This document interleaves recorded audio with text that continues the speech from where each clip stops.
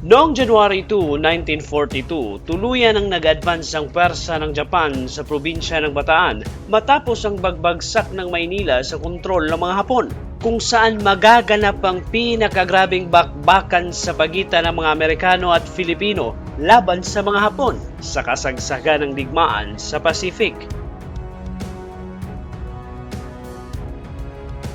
Ito ang kwento ng pagpapatuloy ng pag-atake ng Japan sa Bataan na magriresulta sa pinakaunang pagkatalo ng mga Hapon sa labanan sa kasagsagan ng kanilang pananakop sa Southeast Asia at Pacific.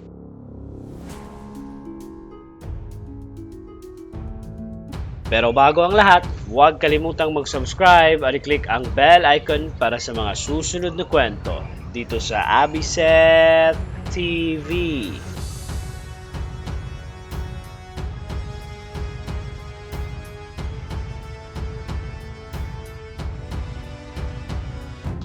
Matapos ang pagbagsak ng syudad ng Maynila sa puwersa ni General Homa noong January 2, 1942 ay nagpatuloy sa pag-advance sa mga Hapon para habulin ang kabuuang puwersa ng mga Amerikano at Filipino na umatras sa Bataan Peninsula, kung saan sa parehong araw ay inabutan ng mga Hapon ang puwersa ng US at Filipino na nag-i-establish ng line of defense sa bayan ng Purak hanggang sa Guagua, Pampanga para doon pigilan ng mga Hapon sa kanilang pag-advance sa Bataan.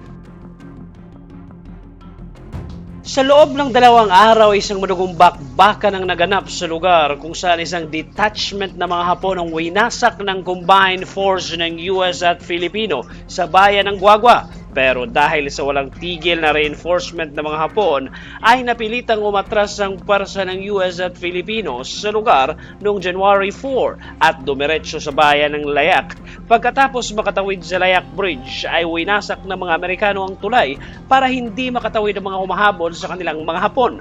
Sa araw ding yun, inutos ni General MacArthur na kalahati na lang sa kanilang rasyon ang kanilang makukuha para makatipid sa kanilang limited supplies.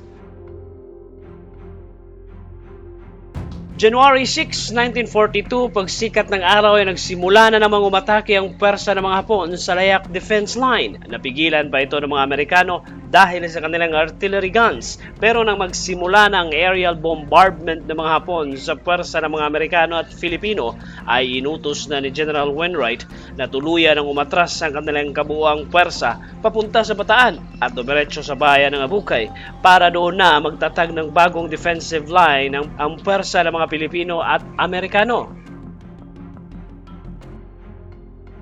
Hinati naman kaagad ni General MacArthur ang kanilang buong pwersa. Ang unang grupo na binubuo ng 4 na divisyon at isang regiment ng Filipino Scouts ay pumumunuan ni General Wainwright na siyang didepensa sa lugar mula sa baybayin ng bayan ng Mauban hanggang sa paanan ng Mount Silangan. Samantala, ang pangalawang grupo naman ay pamumunuan ni General Parker na binubuo rin ng 4 na divisyon at isang regiment ng Philippine Scouts ay didepensahan ng baybayin ng Matabang sa Manila Bay hanggang sa paanan ng bundok ng Natib.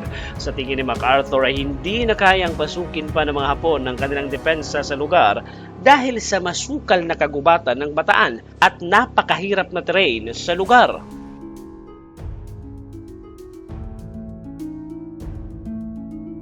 Pero ang hindi kinonsidera ni MacArthur ay ang sentro ng kanilang defensive line ng Mount Natib na siyang nagbigay ng napakalaking gap sa linya ng depensa ng mga Amerikano dahil sa paniniwala ni General MacArthur ay imposible na itong mapasok ng mga Hapon na siyang ite-take advantage naman ng mga Hapon sa kanilang pag-advance sa Bataan Peninsula.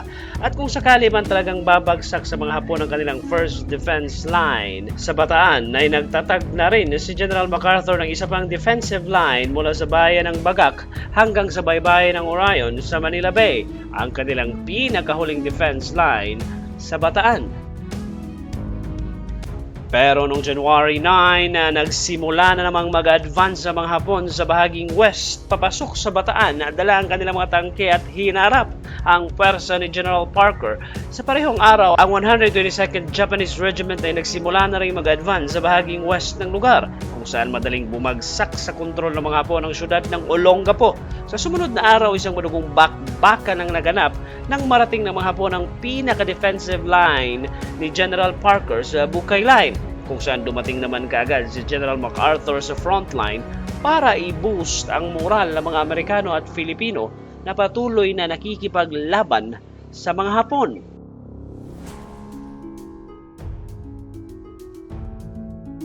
Sa sumunod na araw, January 11, natawid na ng mga Hapon ng Calaguiman River pero sinalubong ito ng mga Filipino na dahilan sa pag-atras ng mga Hapon sa bakbakan hanggang sa pinadala na ni General Parker ang kanyang reserve force sa lugar para tulungan ang mga Filipinong pinapaulanan ng bala ng mga Hapon. Sa loob ng 4 na araw ay nagpatuloy ang bakbakan sa lugar hanggang sa tuluyan ng napasok ng pwersa ni General Akira Nara ang defense line ng US at Filipino kasama ang kanilang napakaraming mga tangke. Sa parehong araw ay nag-advance na pa south ang 122nd Japanese Regiment sa west mula sa Olongapo papunta sa bayan ng Morong sa Bataan. Pero sinalubong ito ng US Cavalry Division sakay sa kanilang mga kabayo na madaling pinagpapapatay naman kaagad ng mga Hapon.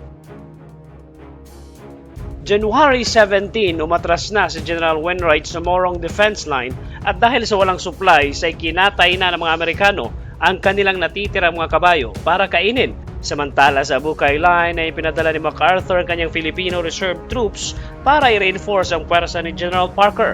Nang marating ng mga Filipino ang Abu-Abu River ay nagsimula kaagad itong makipaglaban sa mga Hapon hanggang sa tagumpay nilang naitulak paatras ang pwersa ng Japan sa lugar. Samantala sa western side ng Mauban Line ay nagsimula na ring umataking muli ang mga Hapon sa pamumuno ni Major General Kimura Naoki at pinasok ang masukal na kagubatan sa paanan ng Mount Natib kung saan pinaniniwalaan ni General MacArthur na hindi kayang pasukin ng mga Hapon kaya noong January 21 ay tuluyan ang napasok ng mga Hapon ang Mauban Line sa western Bataan.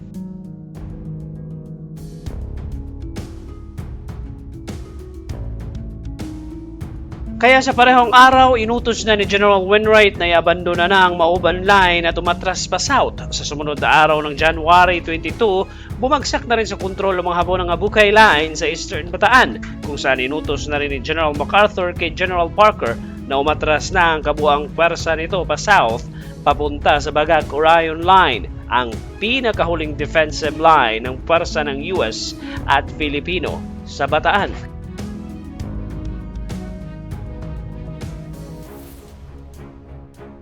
Samantala noong January 26, dumaong sa Kinayawan Point at Longas Kawayan Point ang mahigit sa 1,000 mga Hapon sa bahaging south ng Bataan. Ang kanilang target ay ang bayan ng Mariveles para makontrol ang pantalan sa lugar kung saan pinaplano ng mga Hapon na doon dadaong ang kanilang puwersa sakay sa kanilang mga transport ships. Sinalubong naman kaagad ito ng puwersa ng US kung saan nagsimula kaagad ang bakbakan sa 2 points sa lugar hanggang sa ma-corner ng mga Amerikano ang mga Hapon sa bahaging west ng Mariveles. Pero patuloy ang pagdating ng Japanese reinforcement kaya na stalemate ang labanan sa lugar.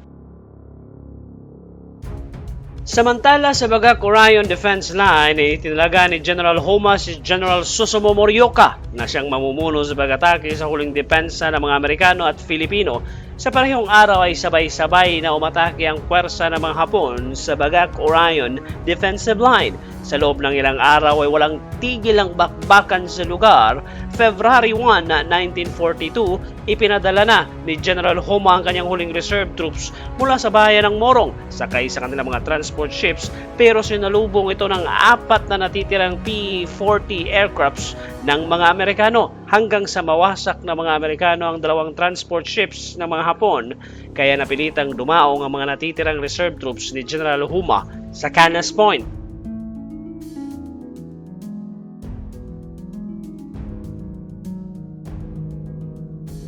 Sa parehong araw, February 1, nagsimula ng umatras ang 600 mga Hapon sa Kinayawan Point, habang sa Bagak-Orion Line ay mag-iisang linggo nang walang tigil ang bakbakan sa lugar.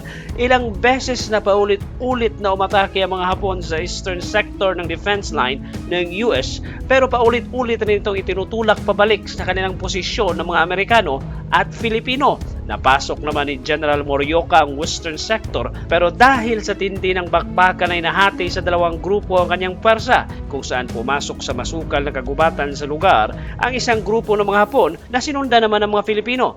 Kahit ganun pa man ay hindi pa rin basta-basta matatalo ang mga Hapon dahil sanay rin ito makipaglaban sa kagubatan. Samantala sa Kinayawan Points ay na-corner ang mga Amerikano ang 600 mga Hapon sa lugar hanggang sa tuluyan na itong winasak ng mga Amerikano noong February 8. Habang sa Bagak Orion Line ay wala pa ring tigil ang bakbakan sa lugar hanggang sa na-realize na ni General Homa na imposible na nilang mapasok pa ang napakatibay na depensa ng mga Amerikano at Filipino. Kaya nagdesisyon na itong umatras ang kanilang buong puwersa para paghandaan ang kanilang susunod na pag-atake at noong February 15, tuluyan ang umatras ang kabuuang puwersa ni General Homa mula sa west hanggang sa east ng Bagak Orion Line. Sa unang pagkakataon simula ng dumaong ang mga Hapon sa Luzon ay napigilan ito ng mga Amerikano at Filipino sa kanilang last defense line sa Bataan, kung saan noong February 20 ay napilitang humingi ng reinforcement si General Homa sa Tokyo. Inaprubahan naman kagad ito ng Tokyo at ipinadala ang 4th Japanese Division mula sa Shanghai, pero matatagalan pa ito bago makakarating sa Pilipinas. Kaya umatras muna ang puwersa ni General Homa pabalik sa Olongapo para i-reorganize ang kanilang natitirang puwersa at nagpatupad ng barikada sa Bataan Peninsula para wala nang makakapasok na supplies sa puwersa ng mga Amerikano at Filipino sa lugar.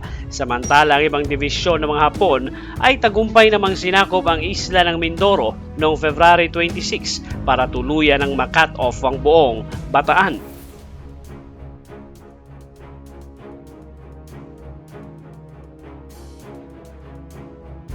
Sa buong buwan ng February ay tagumpay na napigilan ng mga Amerikano at Filipino ang higanting puwersa ng mga Hapon sa Bataan, pero dahil sa paparating na reinforcement ni General Homa mula sa Shanghai ay magpapatuloy ang pag-aatake ng mga Hapon kung saan tuluyan ang susuko ang buong puwersa ng US at Filipino. Tuluyan na ring babagsak sa kanilang kontrol ang kabuuan ng Bataan Peninsula na magre-resulta sa Bataan Death March. Hanggang dito na lang muna. Sa susunod na video ay tatalakayan natin ang pagbagsak ng Bataan na magre-resulta sa Death March. Kaya huwag kalimutang mag-subscribe dito sa Abisat TV para sa mga susunod na kwento. Maraming salamat sa panunood.